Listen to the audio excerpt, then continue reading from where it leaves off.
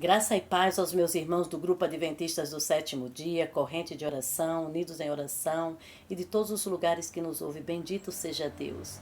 Por mais uma oportunidade de estudarmos a sua palavra, vamos orar. Bondoso Deus e Pai, é em nome de Jesus que nós nos apresentamos a Ti, em busca do poder, da direção do Teu Espírito ao estudarmos a Tua palavra. E tudo isso nós o fazemos em nome de Jesus. Queridos, ainda com o nosso tema, Começamos ontem o nosso tema, o verdadeiro e o falso na educação.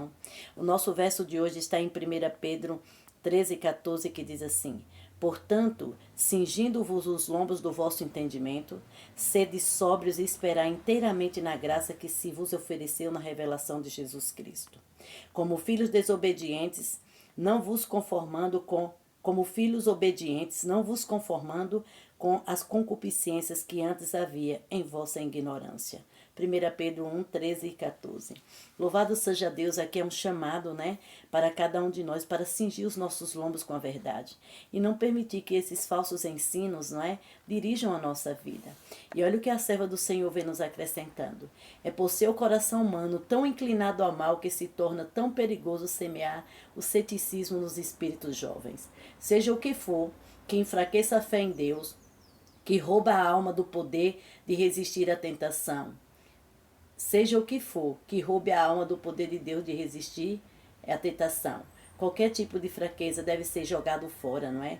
Remove a única salvaguarda real contra o pecado. Precisamos de escolas em que a juventude aprenda que a grandeza consiste em honrar a Deus mediante a revelação de seu caráter na vida diária.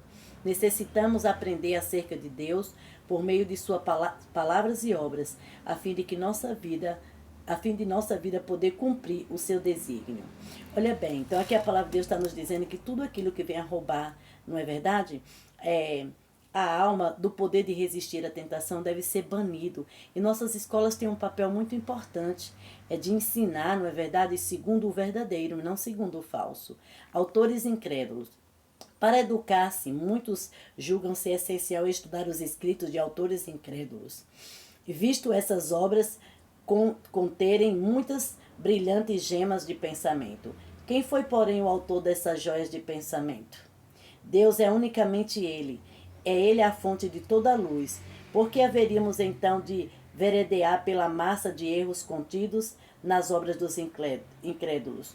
Por amor de algumas verdades intelectuais, que temos que temos toda a verdade à nossa disposição.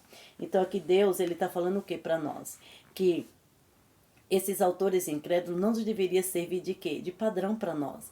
Porque nós temos toda a sabedoria revelada na palavra de Deus, não é?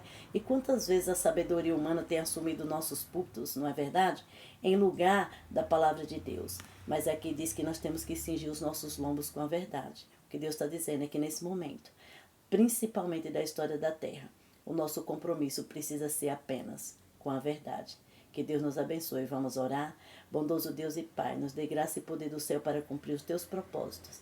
E nos dê poder do céu para ser guiado por tua verdade, em nome de Jesus. Amém.